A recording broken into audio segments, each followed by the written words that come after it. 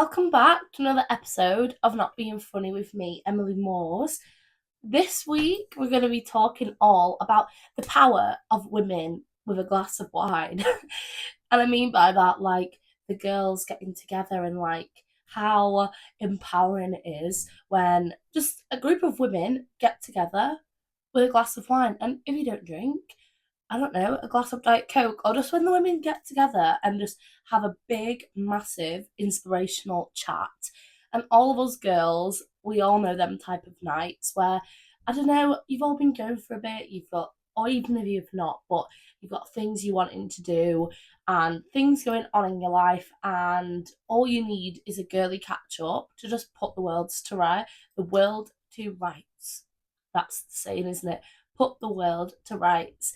And I think I've had so many of them, like really good little get-togethers with the girls recently, and I don't know, it really just like reminded me of like the strength in women together, and like I don't know, like the way you can inspire each other and just give each other the kick up the backside that we all need. But yeah, I've had a lovely week. I've had a really, really busy weekend, I can't lie. I was off over the weekend. I took Thursday, Friday off last week because I had annual leave left, and then on both of them days it was sunny, so I ended up going out on the Wednesday night, the Thursday night, like for a little wine. I went for a run and then a wine and then my tea, and went out with my mum and dad in the day. And then Friday, my friend Zed has just got a really swanky, nice flat in New Islington, like Ancoats. Very jealous, I must say. I am wishing that was me. I would love to live in town, like I would love to be a city girl. And I keep saying to mum and dad, like, I just do not think, not that it should be about this at all, but I was like, I just don't think I'm gonna meet anyone around here, like in Glossop. Like my husband is not in Glossop quite clearly. Like, how am I gonna meet someone when I live here and I don't want to date anyone else from around here because it's literally hellish. And like they're probably in town, or I want to like date and like have my own freedom. But then it's the thing is like I'm very fortunate to be living at home rent free, which I know also isn't very common for a lot of people in their 20s. Like, I've been really grateful that my mum and dad haven't asked me for rent, so I've been able to save up money in the hopes of being able to like move out in like 2 years or something, which hopefully, like you never know. But yeah, like if I was to move out and start paying rent in town, which I would love to live in the city again. Like when I lived in Leeds, I was so like, oh, I need to do this again. Like I need to live in the city again. Because in my first year, I feel like I didn't get the full experience of it. It was lockdown, you know. I lived in this lovely flat in the centre or on the edge of town, like practically in the centre, and I couldn't really like put it to use because I couldn't go anywhere other than Morrison's. Like it wasn't giving what it needed to give because I couldn't take full advantage of its location. Because then when I did go out, I lived a bit further out, which I mean, still lived in the city, loved it, but I'd love to be like, you know, northern quarter, like finish work, have a stroll home, like maybe pop in the shops. I think I would spend so much more money, not even just on rent. But yeah, it'd be so much fun, like so jealous of him. So I went over there, we had like a nice chilled afternoon at his flat. And then I was doing the Disney Dozen on the Saturday. So before I did go to the flat, I went to the Arndale costume shop. And I'm sure if you're someone that's grown up in and around Manchester, you know the Arndale costume shop, the one under the Arndale food market. And it just reminds me so much of being like a kid, because I think every time we went to Manchester, we'd go to the Arndale food court, like get a McDonald's or whatever, Subway or something. And sometimes there wouldn't be room, so you'd sit like underneath the food court, or we would anyway. And this costume shop's right there, and we probably used to mess about like going in it and stuff. But I actually had to go in it to buy something the other day. So I went in, and the theme was something beginning with B because my boss's name begins with B and she's leaving. So that's what we were doing. So I went for a big. I left it last minute and I go in, right? The woman in there was so pushy. I saw a little bee like wings and, antennas. And I thought, oh, that might be cute because I brought like a black outfit. So I thought, oh, I could have that as a base and then like wear this over it. And then before you know it, I was like looking around to see if there's anything else. What do you want? Oh, I was looking for a B outfit. Straight away, she's got one. She's like, yeah, look like size medium. Try it on. Oh, okay. Like, I might have to look at other things as well, or I don't know. But yeah, she's like, try it on, trying it on. And then she's like shouting over the curtain, did you want these tutus as well? Well, obviously not, because like they look like a bee kind of outfit.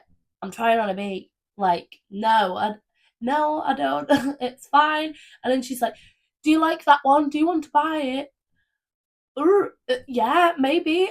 Yeah, I suppose. And then she's like, oh, it's £25. £25 for a bee outfit. You having a laugh? Like it's gone in the bin. But whatever. So I bought it. Serves me right for waiting last minute. So I got another bee outfit sat here, but it just didn't arrive on time. That was only 13 quid as well. So I need to send that one back.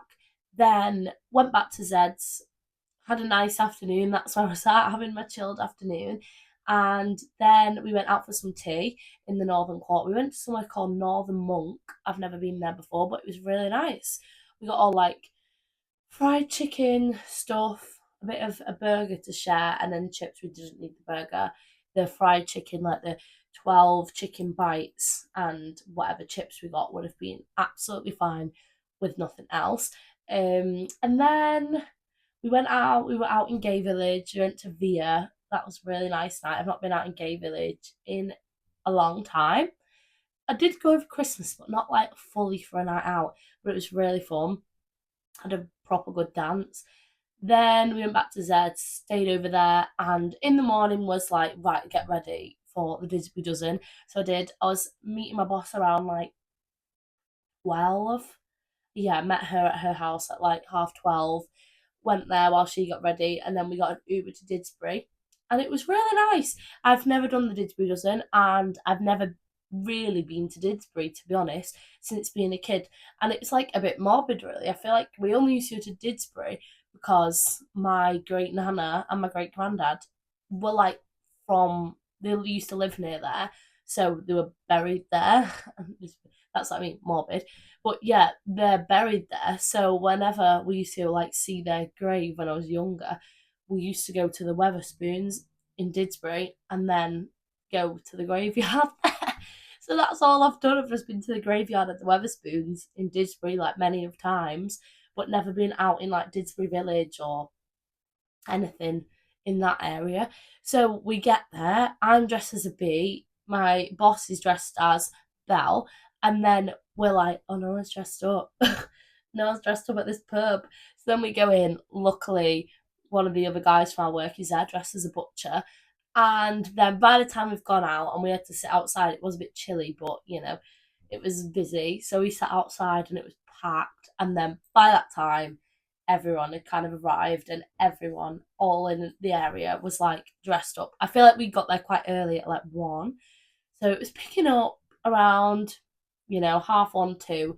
And yeah, it was such a good day. And also, I think it was a really nice day to just kind of make friends with people out of work because I've only seen them in that work environment. And a lot of people in my office in the other team are girls. There's only a couple girls on my team, and it's more so like I feel like the stronger presence is lads. Like there's a lot more lads that I work with, and they're like in their late 20s, early 30s.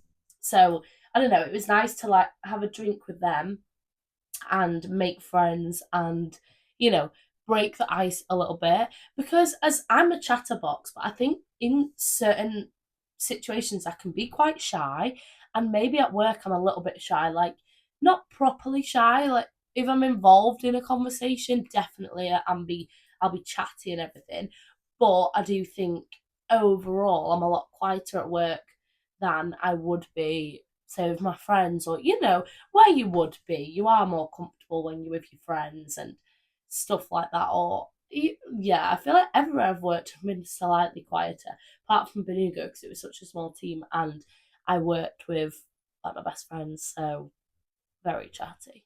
Because even at McDonald's, I worked with like my best friends, but that I was felt quite intimidated when I was younger working there because everyone there was quite loud and very like they were taking the mick out of each other all the time, being dead sarky, and I'm not very good at that. I'm not very like quick on the sarcasm, like the insults.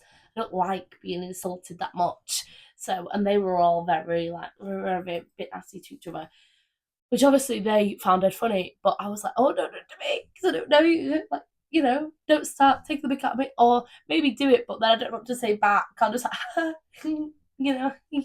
but yeah. Other than that, like the weekend, well, that wasn't my weekend, but the Disney Dozen was really, really, really good. I was quite drunk. And then I headed back. And then on the Sunday, what did I do? I did a 10K run. And I was so proud of myself because I've not done a long ish distance run in quite a while. And I wouldn't say that's like long, but since the half marathon, the longest I had done was 6K. And I just felt like I was a bit stuck at like that 6K mark because whenever I was running, my knees were hurting. And I really thought, I've done something to them. Like since the half marathon, they've just not been right. But they were absolutely fine. I went on a 7K or 6K the other day with Will. That was from Thursday. And then did I run? I ran on the treadmill a little bit on maybe the Tuesday. And then, yeah, I did 10K. I just went out, not knowing how long I would do. I was quite open to do like a 3 or even less, just like run around the block, to be quite honest with you. And then I was just out and I thought, no, I'm going to push myself. Like, we're doing 10K today. And we did 10K. So I was really proud of that. And I enjoyed it. It was sunny. And I don't know, it took me a while to get out. I was in that like procrastinating mood where I just kind of lay there watching TV. But I feel like I needed it. I'm a busybody. I'm always out doing something. I had 4 days off from the trot and I didn't stop. Like, I don't think I stopped once. I was out the whole time doing something on all of them days. I got my nails done and I went for a walk with mum and dad. And, my whole every day of them 4 days was filled doing something. So it was really nice to just have a chilled morning. Then I went out and ran like a 10K, so I felt productive. And then my grandparents over, so we had tea together.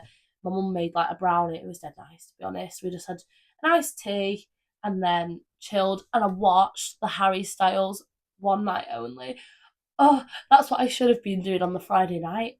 Dancing my heart out in the Co-op Live, but I didn't because I didn't get tickets, which is so sad. But I watched it on Netflix and it was so good. I was struggling to sleep, to be honest. After I'd watched it, I was like, how am I going to sleep? Because I'm in such like a high in my bed, like, oh, like the new album. Can we just debrief? Because the new album, I'm loving it.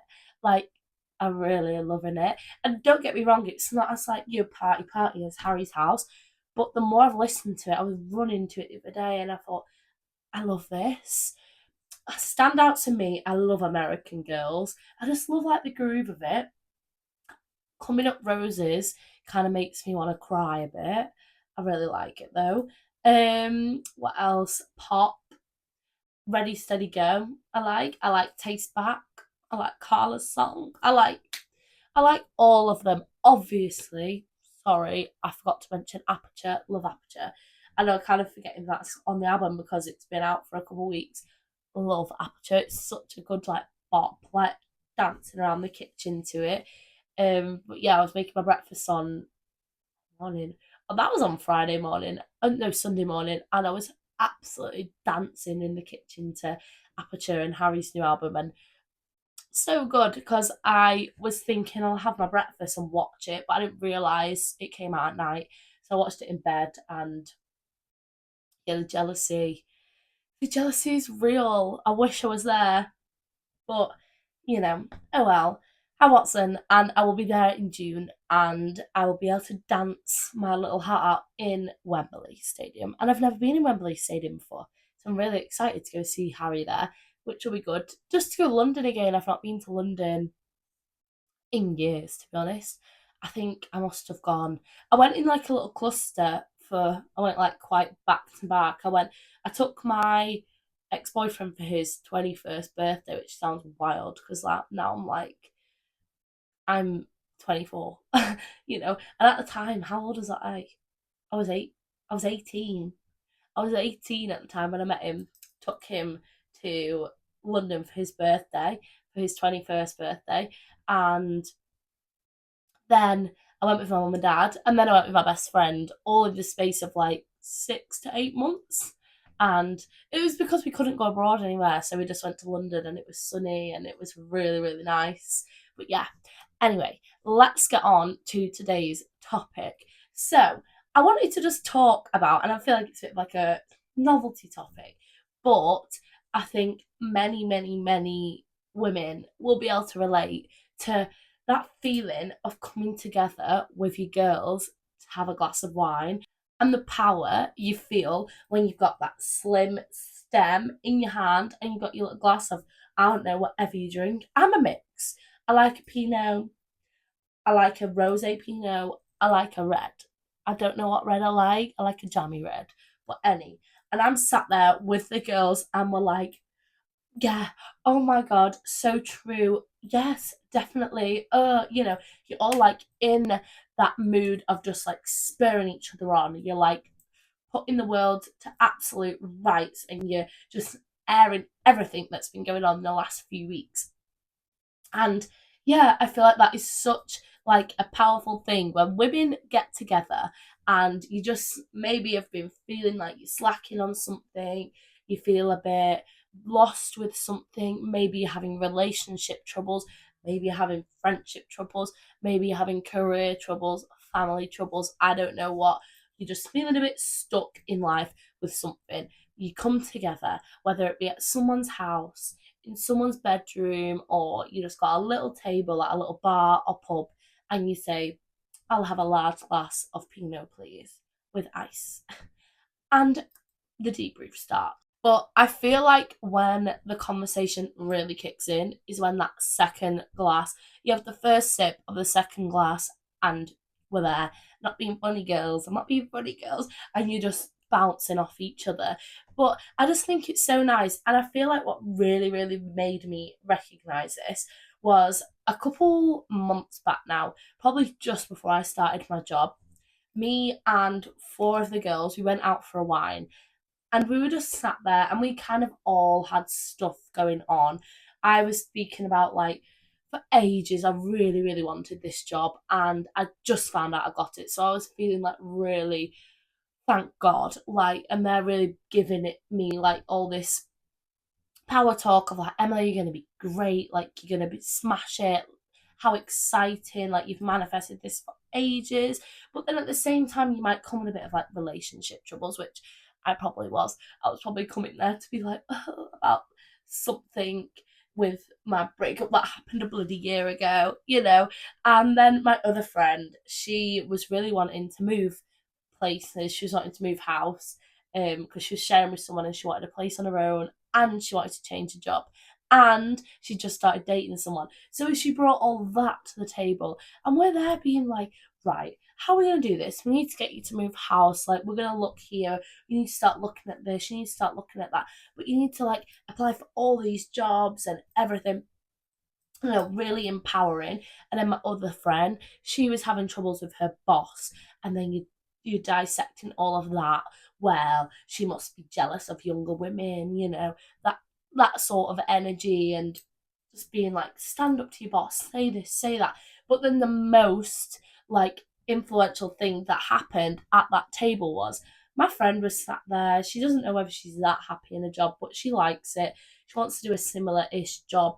Anyway, the Glossop Market was opening at the time and they were hiring. And we were like, apply now. Like, do it now. Like, we knew the person that was doing the hiring and we are like, message that person right now. She did it. She gets a text back within like 10 minutes. Right, your interview's tomorrow. And we're like, oh my God, you got the interview as like the manager of this whole new venue that's open. you like working in hospitality, but maybe you're not happy where you are at the moment. And then what, within a couple days, she's got the job as the manager of this whole new place. And she wasn't even thinking about getting a new job. It was kind of just like spur of the moment. And you sat there with the girls, and the girls like, go on, apply, apply, apply. You got a whole new job. You're literally managing a whole restaurant, and that wasn't even on your bingo cards for the year. It was like you being a manager of something, because you've always been managed by people, and now look at you, like she's flourishing. And it's because we were just there that day, and maybe if we hadn't have been, maybe she'd have not thought to be like, boom, applying, because we all came together. And it's just the power of girls like backing each other, but also just really spurring each other on, and just giving each other that motivation that maybe you're lacking sometimes on your own. But I really think there is so much beauty in female friendships. In and over the last year and a bit, obviously, even before my breakup, I knew I had great friends. The girls I lived with at uni, we were so close. We were just, I don't know, like sisters to each other. And then moving back, I had so many amazing friends, and we gave each other so much love. We hyped each other up so much, and we were able to, I don't know, work together, go for food together, go for walks together, get into the gym together. Like, I'm really into the gym, so I don't know, some of my friends would come to the gym with me, and I'd be like, "Oh, I'll be like your PT," or vice versa. Like, some of my other friends are really good at writing, so when I'm writing things for work, they'll look over it for me. And I don't know, the real beauty in like friends and looking out for each other and having that bond. And I think I'm so privileged to have the amount of friends that I do, especially female friends as well, and good female friends, really good female friends, because I just think there is nothing worse at like our age, even earlier, if you're in your late teens or whatever. But I just think in your 20s, there is absolutely no excuse to be like a mean girl. Like, I don't get what the appeal would be. And maybe if you are in that kind of mentality, maybe you're not aware you are, and you're nice to your little friendship group, but not nicer to the extended world of people. But I just think, what a sad way to live. You don't like many people, you're not friends with many people, you're very judgmental. I just think it's not it. And I do think as well, like, if you honestly feel like everyone around you, you're falling out with everyone, and there's all this drama, and you seem to like lose friends along the way, and you don't know why, but you don't like that many people, and you've got specific groups of friends, but then they never seem to last. Maybe, in my experience, not that that's happened to me, but when I've observed this in other people, like, maybe it's a thing of where you need to just like check in with yourself and be like, am I being the person that I want to be right now? Am I giving the kindness to people that I want to receive? Am I giving the love to people? Am I judging people? Am I, acting in competition with people? Competition is, or comparison is, the thief of joy, but competition too. Why on earth, as a woman in this day and age, would you want to feel like you're competing with other people, never mind your friends? I just think it's not cool, and it's not going to work out. Like, that isn't the vibe. And if I have been in friendships where I feel like my friend is competing with me, and I'm like, there's no competition here. Like, there's no need for one of us to be better. We're friends. We can be really good people. There's no need to be on different levels. We don't need to compete with each other or anything like that. Especially, and I think especially when it comes to men, there is no need in female friendships to be competitive about men. And if you feel like you're competing, or you need the attention of a man that maybe is with somebody else, or is, you know, not yours, and not that a man is anyone's, but you know what I mean. If you know that that's going to upset somebody else, but by you flirting with someone or whatever, is going to get you that little sense of validation because you feel like you're better than whoever they're with, or your friend that likes them or your friend that was with them. Sorry, get a life. Like, seriously, get a life. Because what a horrible way to live if you feel like your validation is only based on if somebody that you shouldn't be flirting with flirts with you. I just think it's not the way to go about life. If you know you're going to hurt somebody else in that path, why on earth would you do it? And I just think in that, I love being a girl's girl and being in that sphere of like being liked and trusted by women. Imagine being someone that, I don't know, that you feel outcast by the girls because, well, I don't care what the girls think because it's about me and what I think, and everyone fancies me, and that's the vibe. No, that's not the vibe, and it isn't a good vibe to be on. And like, just having the knowledge of like, the girls are all you need. The girls are all you need. Because when things don't work out with that man or whichever man, and you've got no girls to fall back on, it's not a nice place to be in. I can imagine. Because since being through my breakup, and as I've said, my breakup was a while ago now, it was a year ago, and my girls are still so there for me about it. And it has been a complicated time for me, and they to this day will sit on the phone and listen to me about anything, whether it be someone else I've been on a date with and me talking about them, or whether I need to wheel it back to like my ex-boyfriend of a year ago. My friends will be there to listen to it. Not even just the girls, like I can't miss out Harry, Will and Zed, like my besties, you know. Like Harry and Will have to listen to everything that I go through as well. So they're just one of the girlies. So if I'm talking about the girlies, like, and Harry and Will, if you're listening, you know you're involved. Like, you're in that category. But not that you girls, but you know what I mean. Like, you're in the category of sitting there with the girls, having a bloody good conversation and putting the world to rights.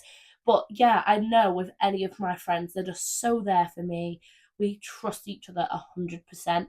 And that is really something in the last year or so that I thought, I don't want people in my close circle that I don't feel comfortable with, or I feel like I'm competing with, or I feel like you could throw me under the bus at any time, or I don't trust you. Like, if I don't trust somebody, I don't want them to be my close friend, because I'm a trustworthy person. I'm a loving friend. I give so much love to my friends. I wouldn't compete. I'm a protective friend. And if that's how you want to be with me, then maybe we're not friends, or we're not as good friends as you thought we were, because I just think I give out a lot of positive energy, and that is the energy I want to give back, and that is the energy that I get when I sit there with my girls having this glass of wine. And I don't know what it is, specifically wine. I feel like sometimes it can really get you on your high horse, which maybe isn't always the best. You know what I mean? I'm not sat here promoting alcohol, by the way. Like, I probably am throughout this, but I don't. If this is just like a metaphor, you know, we don't have to be drinking. We could be sat there having a picnic over, I don't know, a glass of water or whatever. It's just the metaphor of the girls getting together, and most of the time, me and the girls get together, it is over a glass of wine. I feel like the glass of wine is the ritual in itself. Like, the ritual of getting together with the girls is, it's a completely safe space. We're here. We can talk about whatever we want, everything. And you know what? I've been meaning to tell you. Oh, and you know, such body and all the gossip comes to the table, but also all them real emotions. But yeah, it's a safe space where you just speaking freely in front of everyone that you trust, and you're just empowering each other, and you're really bigging each other up to get to that next stage in your life. And I honestly think when I was applying for my job now, the girls really got me there as well, because every time I would talk about it, they're like, no, Emily, you're gonna get this job. Even taking it away from this glass of wine scenario, me and my girls on a run as well, or just in the gym, I feel like that's when you get like your power talk as well. Me and my friend Alex were on a run, and we were really being like, no, we are going to get new jobs this year. Like, we're going to do this, we're going to do that. I will get this job. You're perfect for this job. our careers are going to go up in the world, we're going to get paid more money, we're going to, we'll be able to save more, we're going to be able to go on more holidays, we're going to feel more fulfilled. We both have new jobs. And that was at the back end of the summer. And now we both have new jobs and we're both feeling very happy and feeling like we manifested it. And, not that it's like magic, but you're speaking it into existence and having that backup from your friends to just like spur you on might encourage you to make that extra job application, might encourage you to put that bit extra oomph into your application or whatever it may be. I just think that space of being able to really like empower one another is so great. But yeah, I don't know, me on a glass of wine can be funny. I can go one of two ways. I think, yeah, really, I feel like one glass of wine, can be quite giggly. You know what I mean? You're like some people have like a glass of wine and then drive. Like, I do not condone drink driving at all, but I know some people do that, and I just could never because I would never trust myself. I don't know what the limit is. I would be scared that it would be over the limit for one, so I just wouldn't do it. And I think it's daft if you do it because what's the point? Just leave your car somewhere. But also, like, I feel giggly after one glass of Pinot, so never mind then having to drive home. And I get loud and I get chatty. And I don't know, I feel like when I was in my last relationship, I mean, not that was always, but I remember my ex boyfriend, and he was only joking, but he was probably being a bit serious. He's like, "You're a bitch after you've had a glass of wine." And I'm like, oh, but it's because when I've had this glass of wine, I'm feeling like the freedom to be able to speak. And I'm like, look, you've not got me flowers in ages and you've not complimented me. And, and I'm like, the freedom of speech of like, no, I'm going to air this now because I've had a glass of wine and I'm going to get carried away and be like, start an argument with you. But not like an actual argument, just to be like, come on, like, please, like, getting that energy. I get the oomph. You get some oomph when you've had that little tipple and you're like, okay, I'm feeling empowered now. I feel like on my girl energy. I'm in my hot girl energy because I'm here and yeah. So that's what it's like with the girls. I feel like very, very fun and it's just a really lovely time to like, I don't know, spur each other on, like I've said. I think as well, another huge thing in this the power of women and the glass of wine energy is like what's said as well. It's that thing of like reflecting on why am I accepting this from my boss, my boyfriend, or whatever. And I think they're the time that you can have these real realizations of no, I'm accepting the wrong thing, and you can come away feeling like, no, I need to change something about this. And I definitely have as well. I think another key wine I've had with the girls or meeting I've had with the girls was I met up and we'd been out for tea. And at this point, I was still in a relationship. I'd just come back off holiday with my ex boyfriend, and we'd had a really nice holiday, don't get me wrong. But there was just a few things that were niggling at me. And I came home and I was like, look, girls, like, I felt a bit upset, like I had a bit of a row with him because I said, this whole holiday, you've not complimented me once. I've been away for a week. And they were like, what? What? And I would compliment anyone. I complimented him many times a day. I compliment people, I think, like, natural reaction of, oh, I like your top, or, something. And they're like, Emily, like, you're in a bikini this whole time. You've got such cute bikinis. And yeah, I take like 2 bikinis a day. And I have so many cute outfits as well. Like, I love my clothes. And I don't know, that compliment of like someone being like, oh, you look so nice. I love your outfit. Not once did I get this on this holiday. Not once. And he was always like, well, I think you're gorgeous. And I'm like, yeah, but you don't tell me. And like, I need to hear that. Like, that is what I enjoy to hear because I'm doing it to you as well. And they were just like, no, Emily, this is not good enough. And they were really drilling it into me of, are you happy? Like, you need to be with someone that's going to like appreciate you for what you are, give you that energy back. Like, why are you accepting this? You're not being complimented, you're not being shown these, I don't know, you're not being bought flowers, you're not being like nurtured in the way that you want to be, you're not being given the attention that you're giving or the energy that you are giving. This is not good enough. This needs to change. Like, you need the love that you give. And they were like hounding me. And I was like, okay, I love him, you know, but I needed to hear it. And then I went on a date with him a couple of days later to where one of my friends worked. And she was like, she was serving us and she's like, can I just say, Emily, you look so hot right now. Like, doesn't she look so hot? Like, really drilling in the compliment. Wow, wow. And I just thought, that, that's a girl. That's one of my girls. You know what I mean? She's being like, come on now. Come on now. Like, look at her. But yeah, I just think that is the time when you're like, are you really accepting that even from your boss? Oh, you're really accepting that pay, but you're getting used and you're doing all this work above your pay grade. Like, you shouldn't be doing that. You should put a stop to that and say, I'm not doing it. Or stand up to that boss or stand up to that friend. She said, what? Like, she's flirting with who? She's this, she's that. Like, I've had other conversations where I have been in a situation where I really was convinced that someone I was friends with was flirting with the person that I was with, and everyone around me was very on the same wavelength. And they were like, no, Emily, this is not okay. Like, and I feel like that's where you need the debrief. It took me to get to that glass of wine with a friend to be like, look, I need to tell you something, and it's gonna sound quite weird. And I said it, and she slammed that glass of wine down. She went, I've been thinking the exact same thing. And I was like, I feel validated. I've come out this conversation feeling validated, and I needed that, and I needed that girl energy to just validate my feelings and make me feel better about things and give me some good, solid advice.